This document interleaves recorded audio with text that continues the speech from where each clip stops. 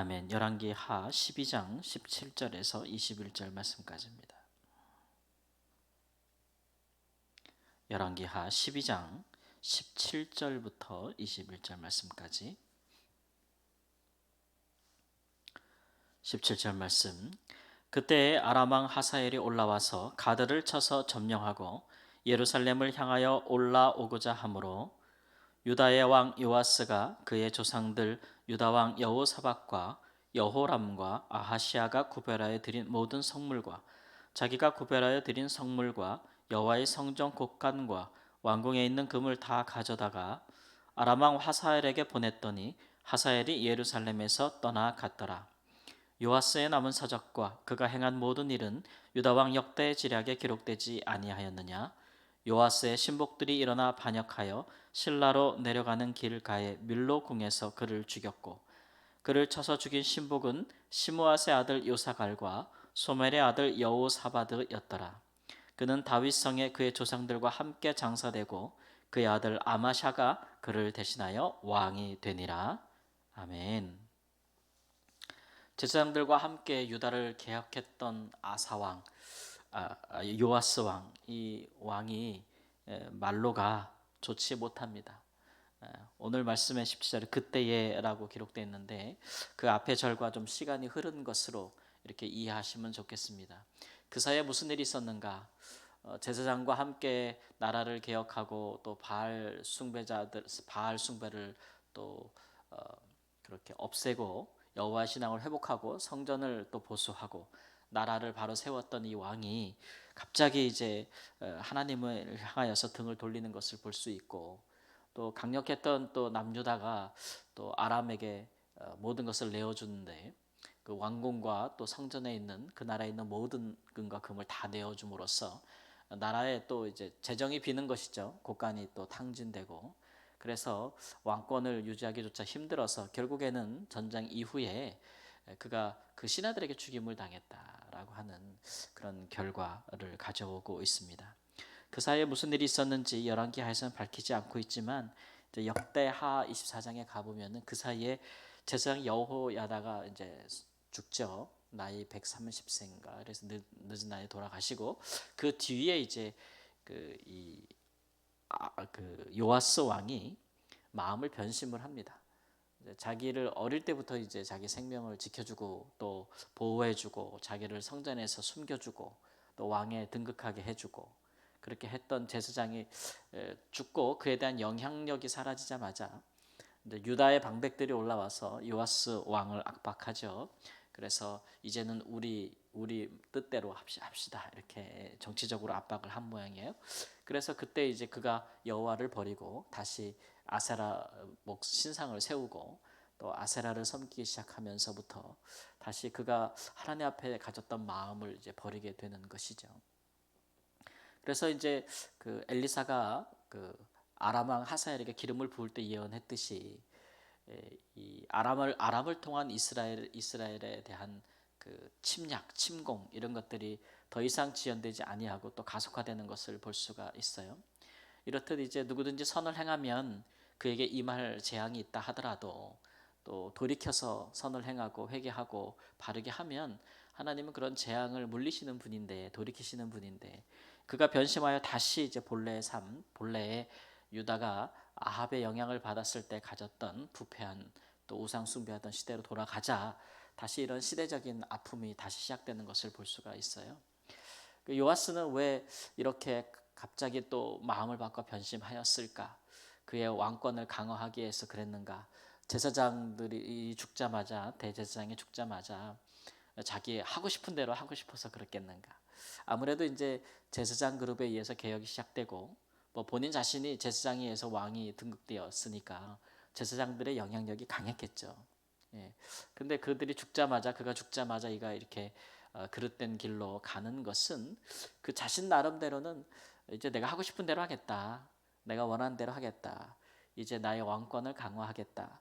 어떤 그런 마음을 가졌을지는 모르겠어요. 그러나 그 결과 그 자신뿐만 아니라 그 나라에도 아주 심각한 위기를 초래하는 그런 결과를 가져왔다라는 것들을 볼 수 있고 시작은 좋았으나 마지막에 너무 좋지 못하다라는 것들이 안타깝게 다가옵니다. 우리가 이제 하나님을 믿을 때에 어떤 사람들은 신앙생활을 하는 것이 너무 우리를 속박하는 것이 아닌가, 이제 이런 생각을 할 수 있어요. 너무 우리를 구속하는 것이 아닌가, 너무 우리의 자유를 빼앗는 것이 아닌가, 또 우리 마음대로 우리가 원하는 대로 하지 못하게 우리를 너무 이제 옥조이는 것이 아닌가라는 생각을 할 수도 있겠습니다. 근데 이제 신앙생활할 때 우리가 하나님을 믿을 때 하나님 우리에게 원하시는 것은 우리에게서 자유를 빼앗는 것은 아닙니다. 하나님이 원하시는 것은 우리로 하여금 이제 자율하지 않기를 원하시는 거죠. 이게 말은 비슷해도 좀 다른 것인데, 뭐 예를 들어서 하나님께서 세상을 창조하시고 아담과 하와에게 그의 모든 것을 맡기시고 세상을 보시기에 심히 아름다웠던 세상을 맡기실 때에, 또는 그리스도 안에서 하나님께서 우리를 구속하시고 구원하시고 우리에게 새 사람이 되게 하셨을 때에 하나님은 우리를 자유케 하신다 그랬어요. 자유케. 그것은 우리 안에 있는 하나님의 형상과 하나님의 뜻을 따라서 우리가 할 수 있는 대로 무엇이든지 할 수 있다. 다만 이제 조건이 있다면 진리 안에서 혹은 이제 하나님이 창조하신 창조 질서 안에서 뭐든지 우리는 맡겨진 대로 우리가 자유로이 생각하고 자유롭게 선택하고 또 자유롭게 우리가 결단하고 행동할 수 있는 것이죠. 근데 이 자유라는 것이 그러나 이제 하나님이 주신 진리나 또는 질서, 선을 벗어나서 악을 행하고 악행을 행하는 것에서 내가 자유를 누리겠다 하는 것은 하나님이 허락지 아니하시는 것입니다. 이제 그래서 우리가 자율이라 그러는데, 자유를 주장하는 인간은 이제 우리가 흔히 철학적으로도 그러는데 모든 것을 자기가 결정하려고 하는 거죠. 예를 들면 이제 창세기에 보면은 아담이 타락하게 된 계기가 뭐냐하면 하나님이 모든 것을 자유케 하셨으나 다만 이제 무엇이 선이고 무엇이 악한지를 정의하는 것 있잖아요. 이것이 선한 것이고 이것이 악한 것이니 선을 행하고 악을 멀리하라고 하는 그 선악의 기준을 자기가 결정하고 싶은 거예요. 그게 이제 선악과를 그가 이제 따먹는 것으로 나타나는 것이죠. 하나님이 그것을 금하신 것이고 이제 인간의 대표였던 아담은 그것을 취하려고 했던 것입니다. 우리 사람이 선과 악을 스스로 결정하게 되면 우리 이제 하나님으로부터 벗어나게 되는 것이죠. 그래서 하나님이 선이 아니고 내가 선이 되는 것이고, 또 하나님이 주어진 창조 질서나 구원의 질서가 아니라 내가 정하는 것이, 내가 긋는 선이 그 경계선이 되는 거예요.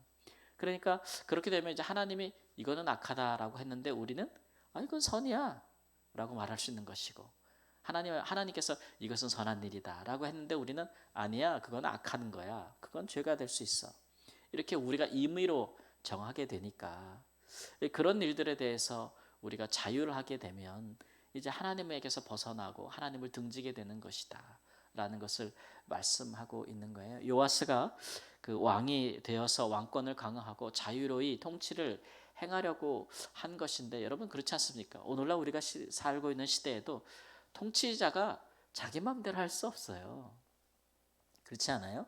자기 마음대로 통치하는 왕은, 또 권력자는 반드시 타락하게 돼 있어요. 그리고 국민들의 생명과 재산을 임의로 빼앗고 침해할 수밖에 없죠. 그러니까 아무리 권력이 있다 하더라도 우리나라는 법 안에서 통치권을 행사하게 돼 있잖아요. 국민들의 것들을 함부로 빼앗지 못하도록 엄격히 금하고 있고, 그런 일들에 대해서 견제하고 못하게 하는 여러 가지 법률들을 갖고 있는 거잖아요. 장치들을 갖고 있는 거잖아요. 그렇기 때문에 우리 국민들이 뭐 우리가 흔히 자유로운 나라에서 살고 있다 이렇게 주장하고 있는 거잖아요. 그렇게 믿고 있고 그렇게 살고 있는 거잖아요. 마찬가지죠. 우리 인간도 마찬가지예요. 그런 것들을 우리는 자유라고 부르는 거죠. 어떤 주어진 틀 안에서. 그래서 사람이 사람에게 혹은 사람이 하나님에게 어떤 그런 옳지 못한 일 혹은 악한 일, 그런 것들을 행하는 것을 자유라고 부르지 않아요.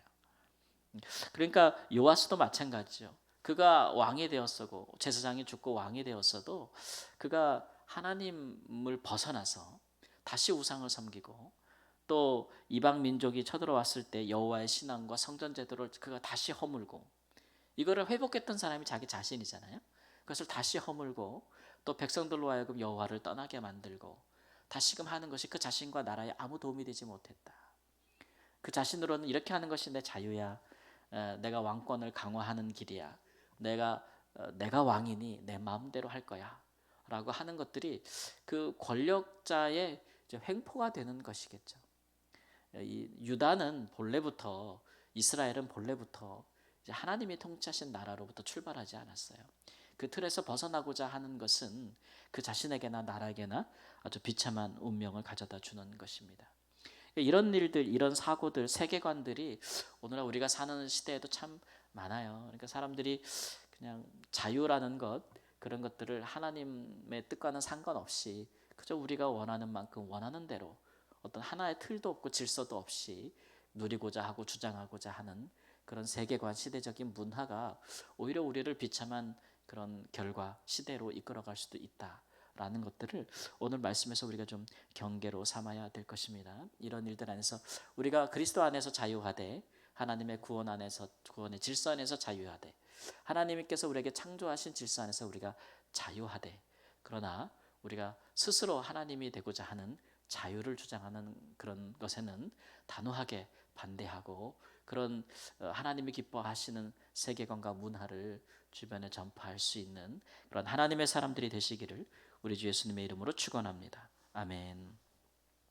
하나님 아버지, 주께서 우리에게 주신 이 귀한 창조 질서 안에서, 또는 예수께서 우리를 위하여 죽으시고 다시 부활하셔서 우리로 하여금 하나님의 새 사람 자녀가 되게 하신 그 구원의 질서 안에서 우리가 자유하고, 무엇이든지 주 안에서 우리가 임으로 선택하고 또 하나님 행동할 수 있는 은혜가 있음을 감사합니다. 우리는 죄로부터 또 사망으로부터 하나님 자유하였음을 감사합니다. 그러나 우리가 하나님으로부터 자유한 것이 아니니, 우리가 주께로 받은 은혜로부터 자유한 것이 아니니, 그 안에서 하나님 즐거워하고 기뻐하며 우리가 행하는 모든 일에 주께서 함께 하심을 인하여 주님께 영광을 돌리고 주의 능력을 힘입어서 하나님의 사람으로 끝까지 살아갈 수 있는 지혜와 또 믿음과 또 용기를 허락하여 주시기를 원합니다. 매 순간 매일같이 우리에게 스스로 생각하고 선택해야 되는 중요한 일들에 대해서 하나님 앞에서 온전하게 행할 수 있는 은혜를 더하여 주시옵시고, 이러한 우리의 삶이 하나님 주변에 우리를 보는 자들로 하여금 하나님을 생각나게 하고 하나님께 영광을 돌리는 삶이 되도록 주여 우리와 함께 하시옵소서. 존귀하신 예수님의 이름으로 기도합니다. 아멘.